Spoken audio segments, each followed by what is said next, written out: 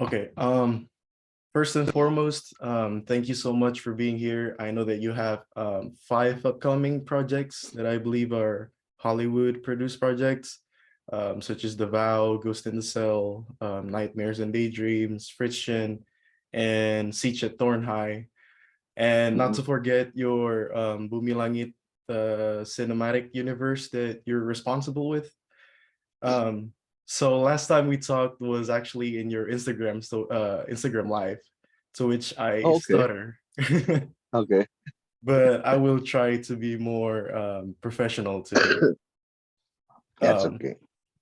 but but I want to start with how are you? How's your vacation going so far?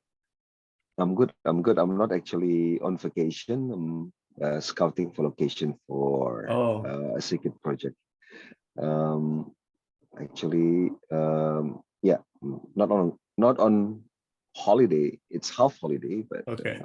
actually half of it is trying to scout locations for my next project Okay, maybe I throughout will. Europe.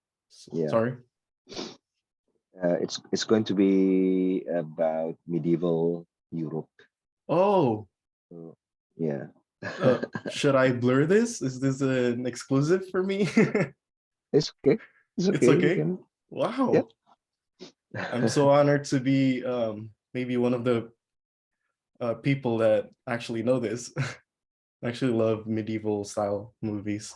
So, Mm, um, okay, now I'm going to start with just basic questions. yeah. You can just correct me if I'm wrong, but you studied engineering at ITB, Yeah. Yeah. and I then studied aeronautical engineering at ITB from 1994 to 1999, 1.5 okay, years. Yeah. and you became a film critic at a newspaper, Yeah. and then Nia Dinata asked you to write or co-write Arisan. Yeah. Is that Yeah. So okay? I was trying to get into the film business, but I could not find a way to do it. Mm-hmm. And I thought if I could be a journalist, I can at least meet people from the industry and somehow bullshit my way into the industry. And I did.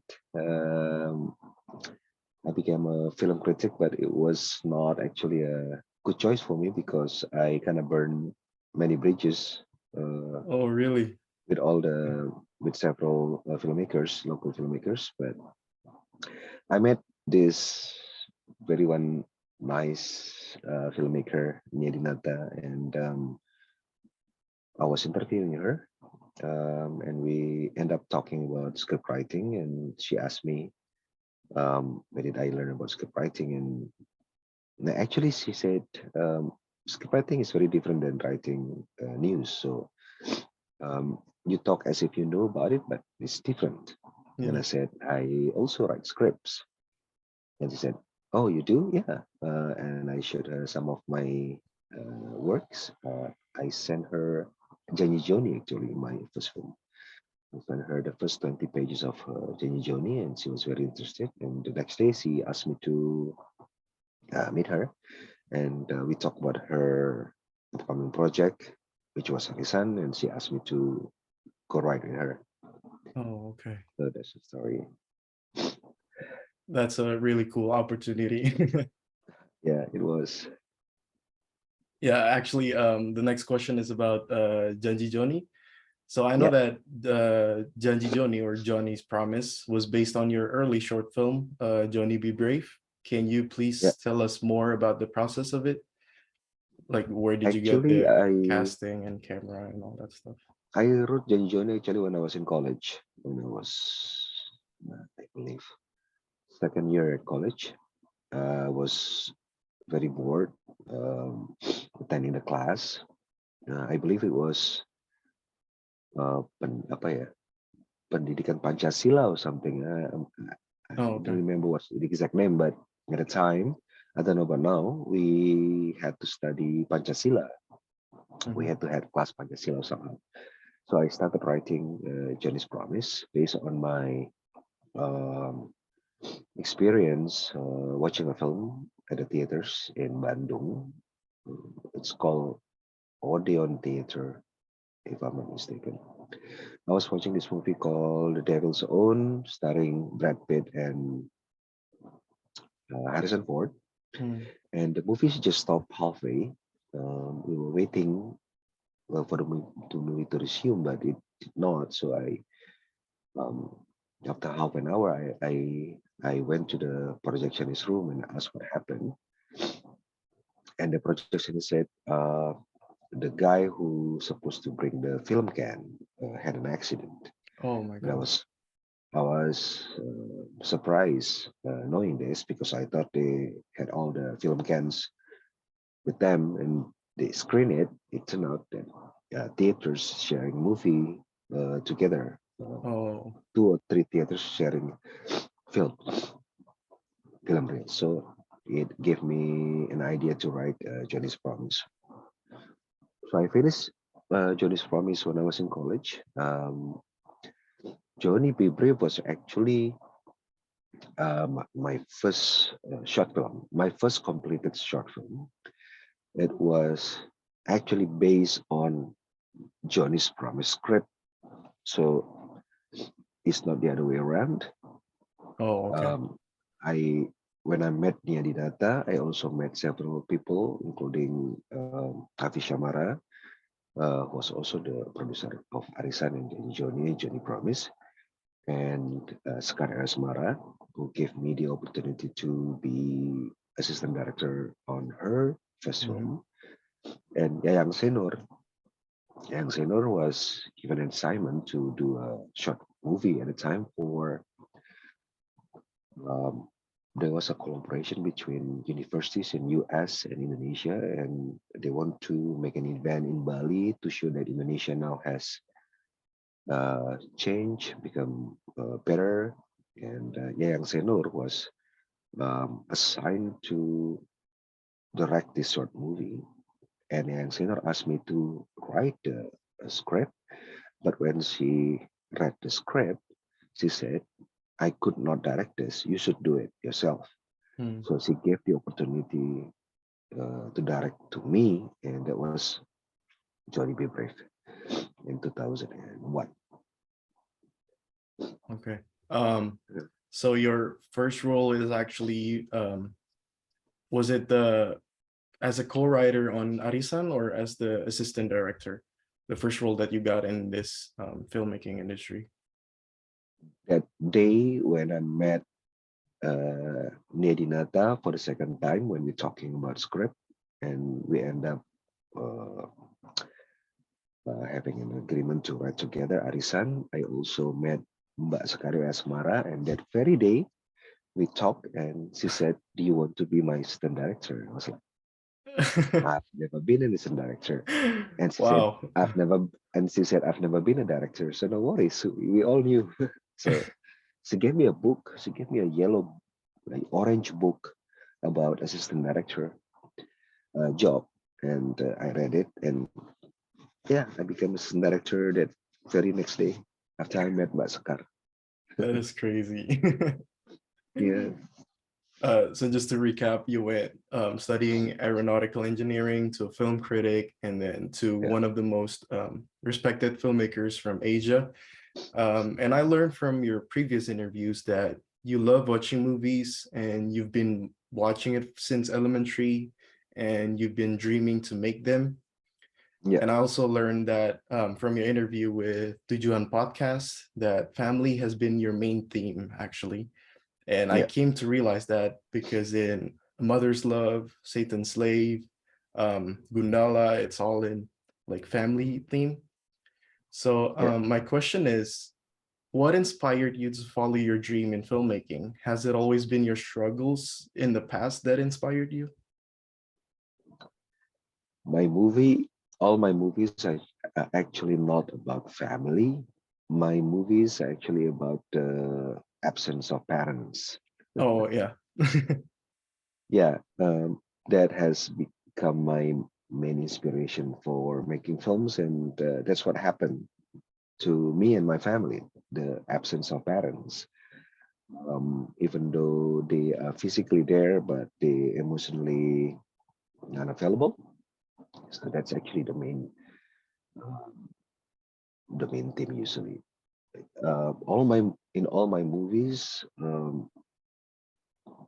father is never there.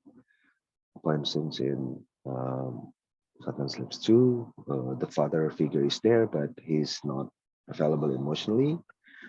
Mhm. In the first Satan Slips, he actually was away. He was Yeah, gone after the yeah. death of the mother. And in Impetigore, uh, the, the character is also raised by a single mother, Mhm. and the mother has become overly protective and become a toxic love or something. Yeah. So has always been the dysfunctionality um, dynamics of parents and children Mhm. usually. So do you get anxious? Like, how do you deal with that? No, it's actually grateful. I'm grateful that I had such a turbulent childhood because it's become my fuel and my main inspiration to make movies. So Okay. if I grew up very happy, I don't think I would be able to make movies now Yeah. because I won't be able to find anything as materials for my movies. So it's good. Yeah. Yeah, but I'm sorry to hear your upbringing has to be like that. No, no, no. You don't have to. It's good. It's good. I love Okay. it. I would do it. I would do it all over again. Oh my gosh. Um, but what went through your mind when you were making Janji Joni? Were you nervous at all? I I don't have. I was born without that nerves. I don't get nervous. I don't get. I don't know. I'm just. Chill, I don't very get chill. scared. Yeah, yeah. I guess I'm just. Yeah, I'm very chill. If I don't know how to do something, I'll just wing it and hope for the best. And yeah, never get nervous on anything. Maybe I will learn from you. Yeah, you have to. Yeah. So every projects that you've released are so should I say delicate and thoughtful. How did you come with how did you come up with your stories? Do you have any routine that you have been doing to write stories? Um, I don't know about thoughtful, but I always try to be as truthful as possible in terms Mhm. of characters. So every time I write my script, I will also have the biographies, the histories of all my characters, Okay. big or small, um, complete, uh, as in I know when they were born, into what kind of family they were raised, Oh. and born and raised, Mhm. and into what kind of environment that they were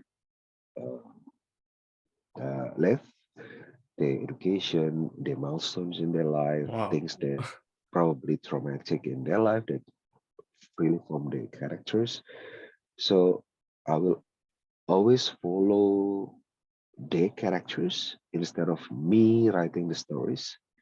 So whatever histories that they had previously in their life will lead them to choose which path they want to go throughout the course of the story in all my movies. Mhm. Um, so I don't actually force them to get into a plot, but leave the decision for their characters to choose. Okay. That makes sense. Yeah. Yeah. Um, we actually learned that in screenwriting class, but Mm. um, I tried doing that, but it doesn't really make sense to me. But it doesn't really flow to me as well. I still have Mm. that block that I need to overcome. Uh, Yeah. yeah, Um, that's why some of my movies, or maybe all of my movies, they don't follow the path of the usual plot. Um, mhm. Sometimes people um, objected the way I uh, write my endings because I don't want to be an ending that I want, but the ending that uh, has been the result of the decision makings that all these characters do. Yeah, that's what I So love about it. sometimes when people say it's gantung, it's inconclusive because that's what the characters choose.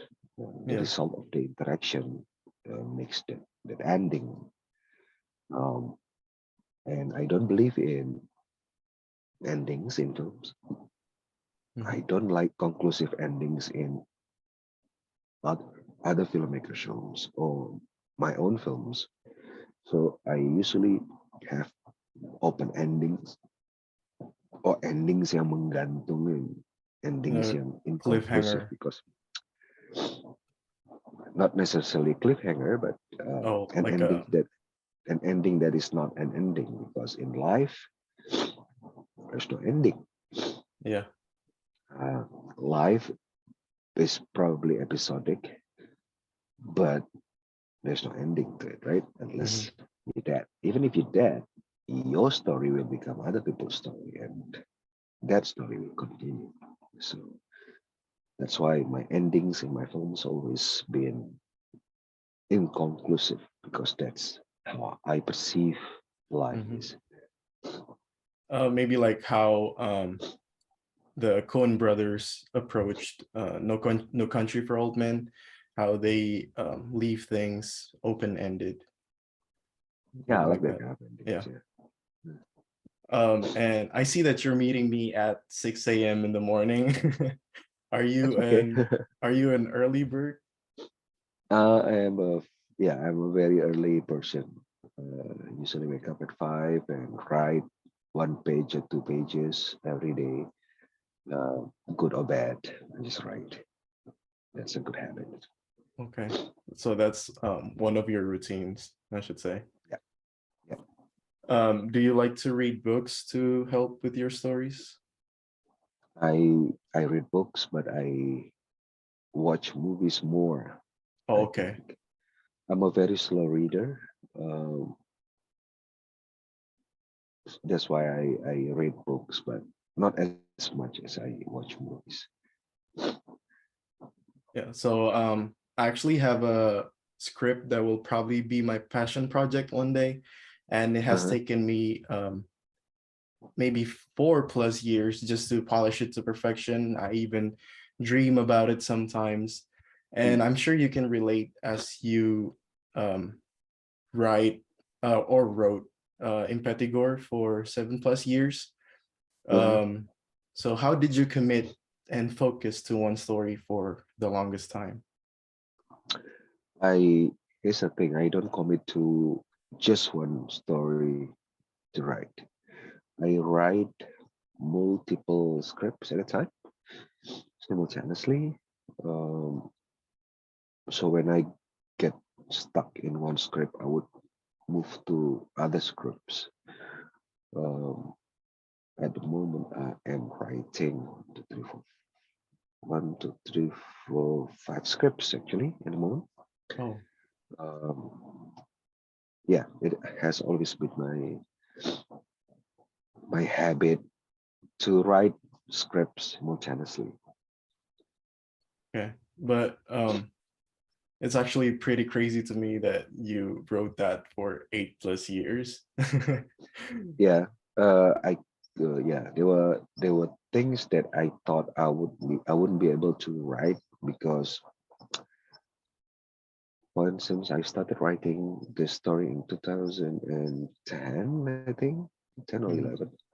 But I thought there were elements of the story that needed a more mature writer to write it. So I waited several years, not because I could not finish it, but I thought there are several elements in the story that needed a more mature me to write. So I waited 5, 7 years uh, until I'm more mature, handling the material, some of the materials in the script, and Mm. yeah, after I left it for several years, I looked at it again.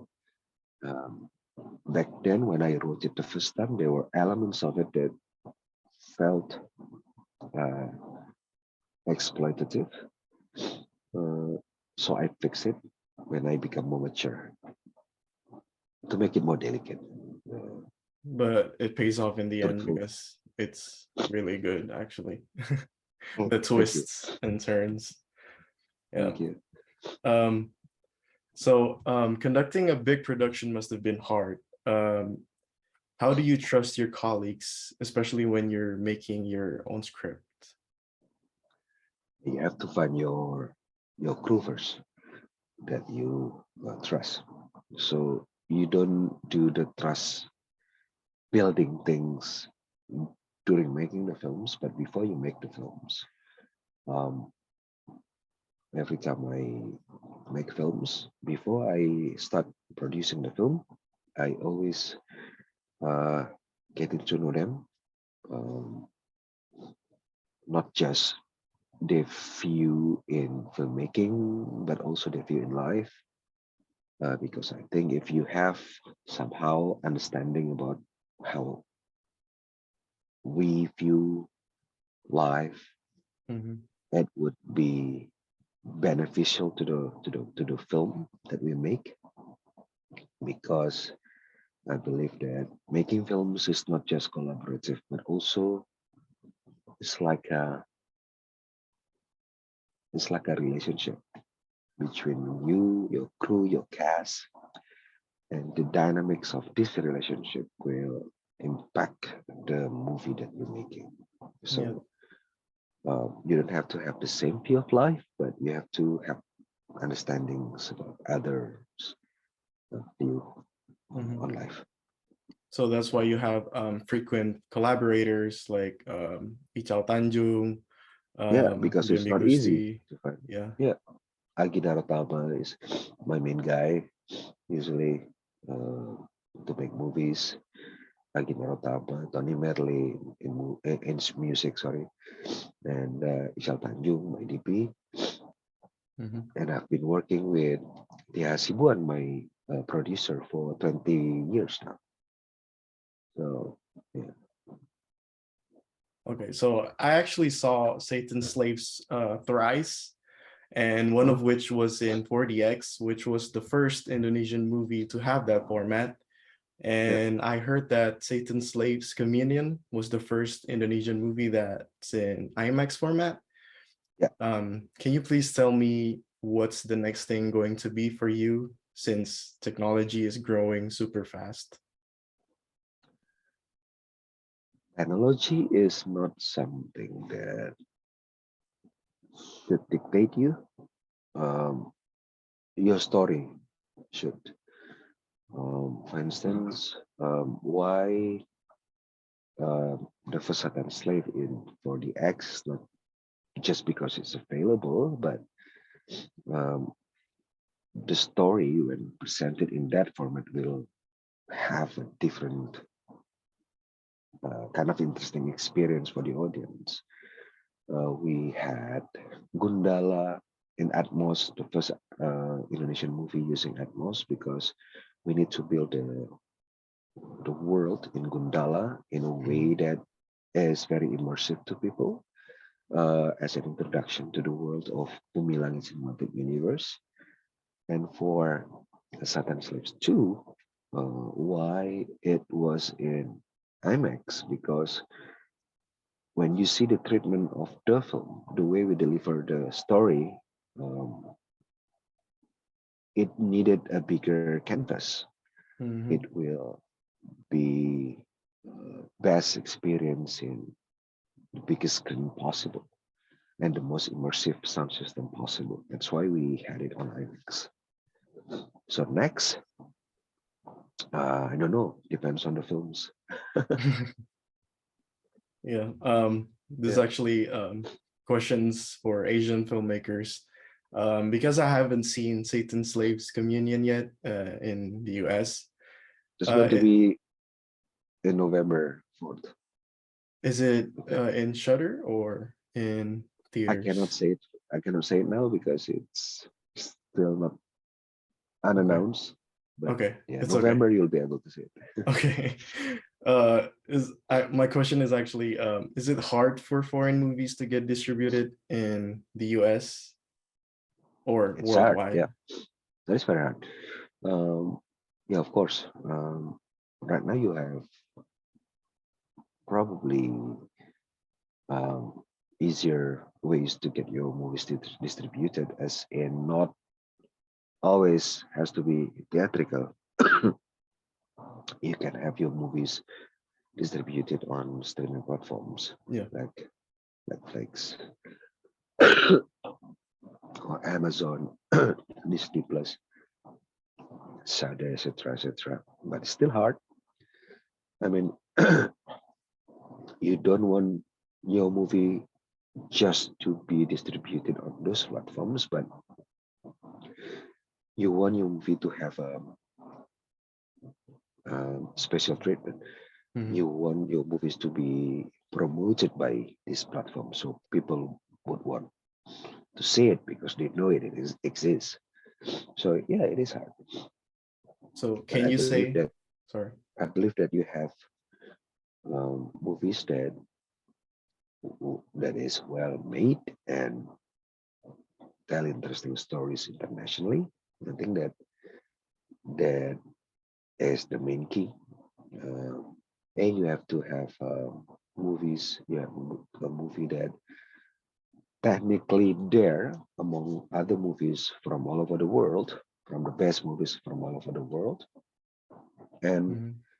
the movie has to tell stories that is universal but told from the point of view of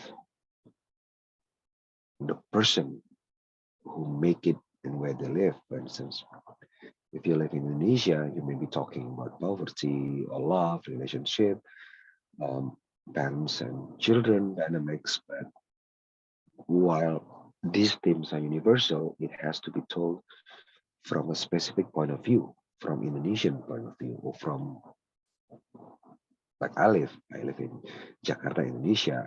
I tell it from the way Jakarta people in Indonesia Lives. live it. Yeah. Yeah. So that is going to be interesting for other people to see these universal themes done from a specific point of view that is not theirs. Okay. So can you say that Hollywood has made an adequate platform for Asian filmmakers? Uh, I don't think so, but there are always opportunities for people, filmmakers from anywhere in the world to shine and uh, um, get a bigger audience. I always believe and I always view that opportunities to have your movies distributed outside the country give you a bigger audience, and that is good because as a filmmaker you want to say something and you have a bigger audience to listen to what you want to say. It's always good, Mhm. but making film not necessarily you don't have to go to Hollywood to make film. You make movies from your own country, like many best filmmakers, for instance, from South Korea, like Mhm. Bong Liu Joon-ho. Guan, Bong Joon-ho. Yeah. They make films from their own country, but their movies travel. So making films in Hollywood is not something that everybody should try to do because right now making movies anywhere is the same. But if there are opportunities, why not? Okay. Um, but speaking from your experience, I'm just asking your experience when you were working with Hollywood producers. Um, did you get controlled or did you get treated just like as the Asian in the room, or was So it not far, like that? no, so far it has been really awesome experience for me. Okay. Um, there's no such thing as that. Um, it feels like working in Indonesia. Actually, all the producers, Oh, we we have a very smooth communication and huge mutual respect. And no, so far it has been really awesome working with Hollywood producers. and so this is nearing the end of the questions. As Yeah. someone that looks up to you, what advice would you give to future filmmakers to be as successful as you? Um,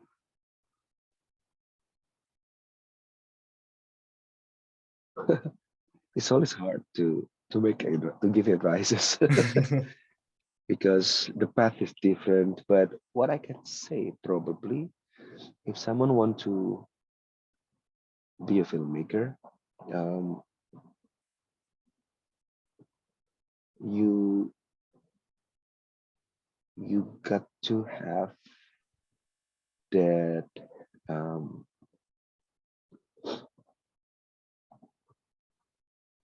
apa ya, Voice or I guess in terms of a career path, you have to make many short movies as your portfolio or your apa namanya itu as uh,